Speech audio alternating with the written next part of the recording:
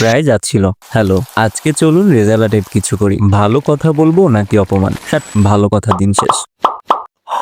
Good morning. আজকে আমি নিয়েছি একটা কুড়ে অলস মুরগি। তবে তুমি যদি বড়লোক হও 4-5টা মুরগি কিনে শুধুমাত্র ঠ্যাং দিয়ে এটা রান্না করতে পারো। প্রথমে হালকা করে দিবা টক দই। হ্যাঁ, হালকাই দিও, বেশি দিতে গেলে যে ধরা খেয়ে যাওয়া আক্কেল হয় না। এরপরে দিয়ে দেবো, না আর পেস্ট বলা লাগবে না, টমেটো বাটা। এমনি নাই অমনি আছে, আদা রসুনের পেস্ট। হ্যাঁ, ঠিক এভাবেই মানুষ তোমাকে ভালোটা করতে না দিয়ে পরে পাল্টি খায়। পেঁয়াজের পেস্ট না বললে কিচ্ছু বোঝে না, রিপিট করা লাগে। ইলাচের গুঁড়া, লবঙ্গ, তারপর ছু ম্যাজিক। চটকা চটকে তুমি ভালোই পারো, সো ম্যাজিক করা লাগবে না, হয়ে যাবে। এবার 20-30 মিনিটের মতো এটা ঢেকে রেখে দেবো, শেষ।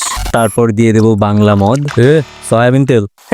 নষ্ট মন মানসিকতা। খুলনা ডাকবাংলা মশলাপট্টিতে তোমরা এরকম অনেক খালি বোতল পেয়ে যাবা। এর জন্য তোমাদের হতে হবে না মাল খেয়ে বেসামাল। একটু রান্না করে দিয়ে দেবো লবণ, সামান্য একটু চিনি, চাইলে স্কিপ করতে পারো। আইনো গরিবদের রান্নাঘরে এত কিছু থাকে না। না, এটা ছাগলের দুধ না, কাজু বাদামের দুধ। ভাইয়া একটু তো বাসায় দাওয়াত দিয়ে খাওয়াতে পারেন। মানে কেন তুমি আমার কোন জন্মের কোন প্রেমের আত্মীয়? এরপর পাতিলটা সামান্য একটু গরম হলে দিয়ে দেবো, না এটা চিনে নাও তো, ফোড়ন হিসেবে দিচ্ছি এলাচ, শুকনো মরিচ আর সামান্য কয়টা জিরা। তারপর দিলাম পুঁই শাক। এরপর একটু রান্না করে মাংসটা ঢেলে দেবো। তারপর একটু রান্না করে দিয়ে দেবো লেবু জল, কারণ আমার বাসায় ছিল না কেওড়া জল। আরো দেওয়া লাগতো ফ্রেশ ক্রিম, আমার বাসায় ছিল না। আমাদের গ্রামের বুড়িগুলো থাকলে বলতো, কি মাংস রান্না করেছি এরম সাদা হাসা হাসা।